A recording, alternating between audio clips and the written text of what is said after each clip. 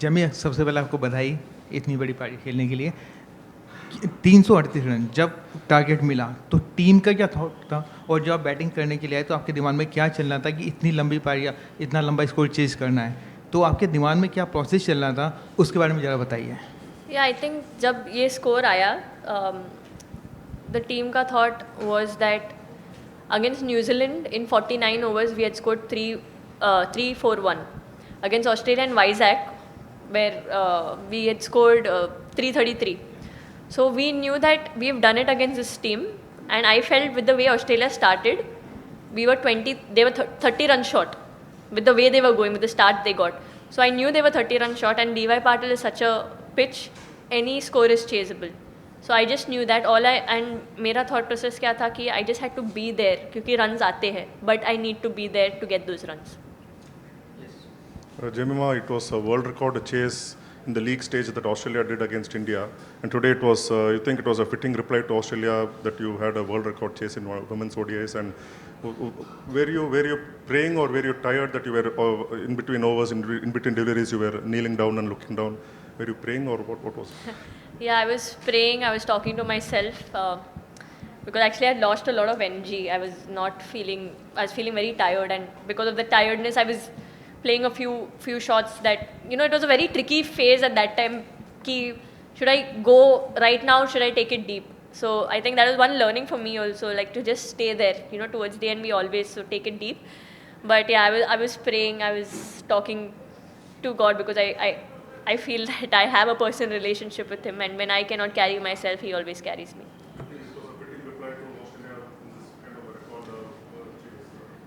I honestly feel whichever team would have come in the semi-finals, it would have been the same reply from our team, because we don't want to play the team, we want to play the moment and win that moment. We want to play the match and win the match, and whichever team would come, I think our reply would be the same. We would play with the same passion, same aggression. We would play to win this match for India. Hi, Jimmy. So, first of all, it was very, very tough out there, like the conditions. I think the humidity was really high. And during a chase, we've seen India, lose a lot of wickets towards the end and not keep up with the pressure, like against England we saw. And so can you just talk about how you just kept your nerves, and what was the communication like in the middle, and especially to play through that heat? And, I think against Australia specifically, can you just tell us? I think the first thing I'd answer is that I have been a part of chases. I think against Australia, almost 3 chases where we were going well, we got it to run a ball and we lost from there. And I think those moments taught me a lot, and I just wanted to be there to finish it off. Even the previous day we had a group discussion. We were just saying what all we could do better in this World Cup, and all I said was that I want to be there till the end and finish the game. Whether we're batting first, I know if I'm there I can make a partnership and get those 20-30 runs extra, because I run well, pick gaps, unusual gaps. And the second thing was, if we're chasing, then I want to make sure I want to take the team through. And this just feels like a dream actually. It just felt like everything was such a setup, because the last month wasn't the easiest, but it just felt like a setup for this moment. So yeah.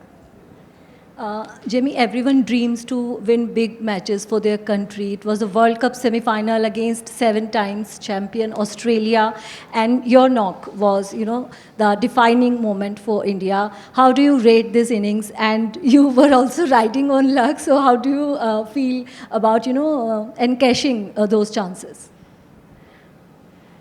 I mean, how do I rate this innings? Actually, I've not let it sink in. All I would say was I didn't play for my 100. I didn't play to prove a point at number 3. I didn't play for my 50. I just played to make sure India win. At that board, I wanted to see India win at the end. And that was my only motivation. And I think when you have that thought process, I think God also favors you. You do it for the team. You don't do it for yourself. And I think I've always played my cricket that way. And I'm at short for words, actually.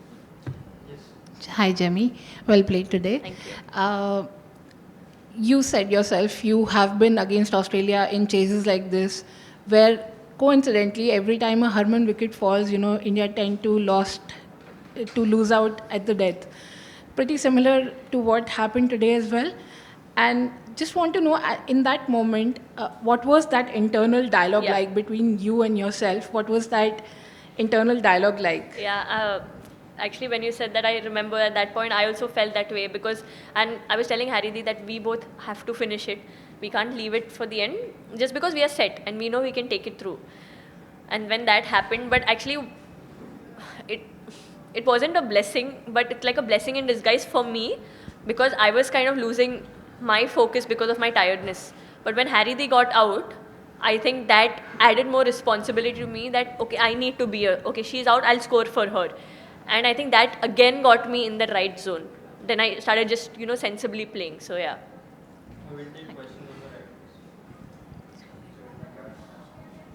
Congrats on the win. Just talk about the last month, as you said, it's not been easy. You've missed out on a game as well.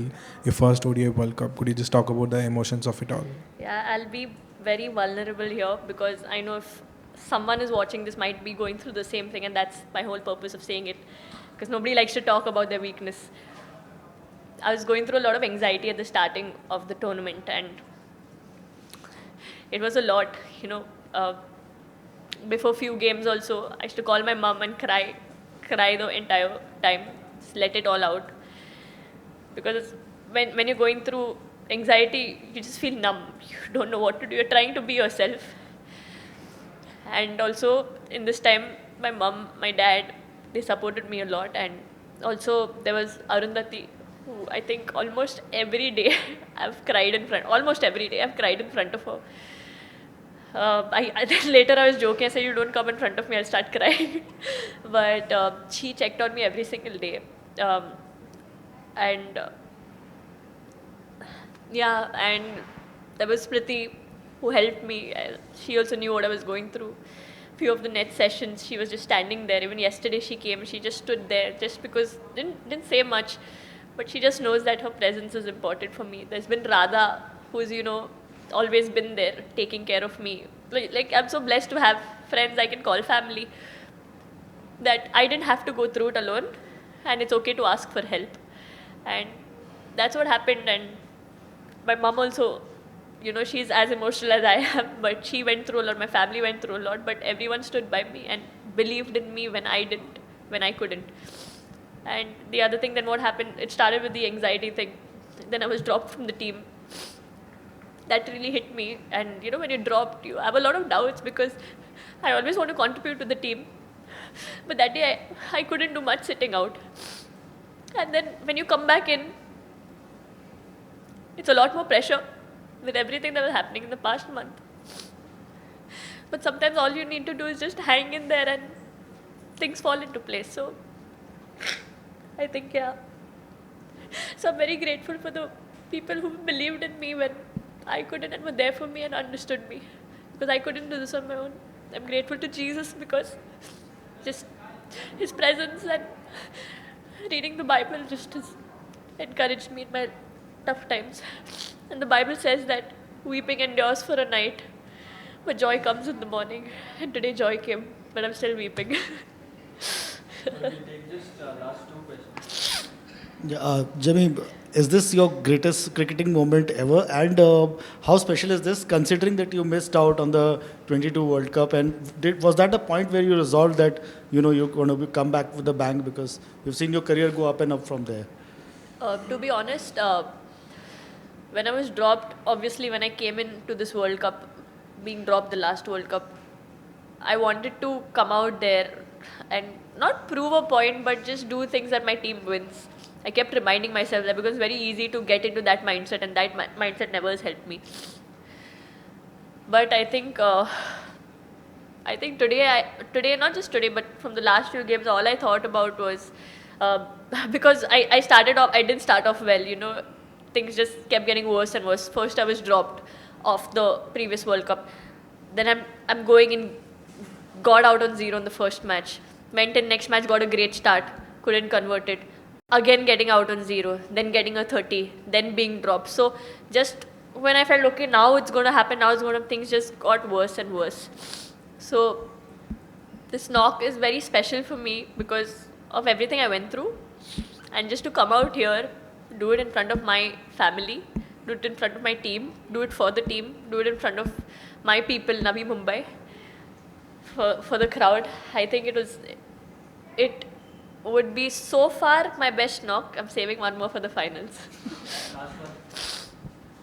Hi, Jemmy. 5 minutes. That's all I want to know from you. Those 5 minutes, the thought that you had when you came to know you will be batting at 3 and the time you walked out. What went through your mind in those 5 minutes? I was kind of prepared for it when I thought that, okay, maybe the score is there.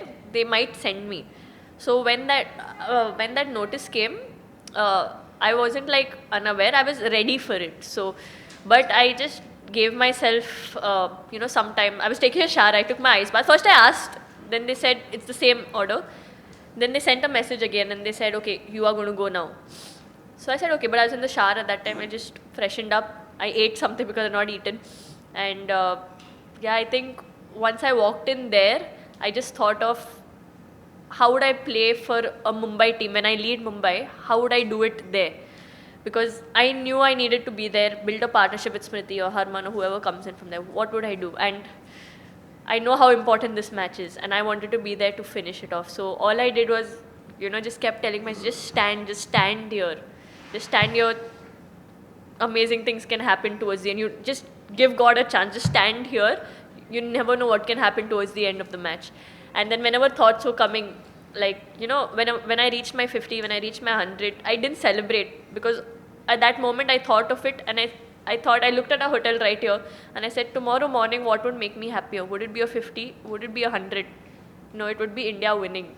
And I want to wake up with that fear. I want to sleep with that smile ki we are playing the finals and I'm waking up to get ready for a finals. So I think that kept me motivated too.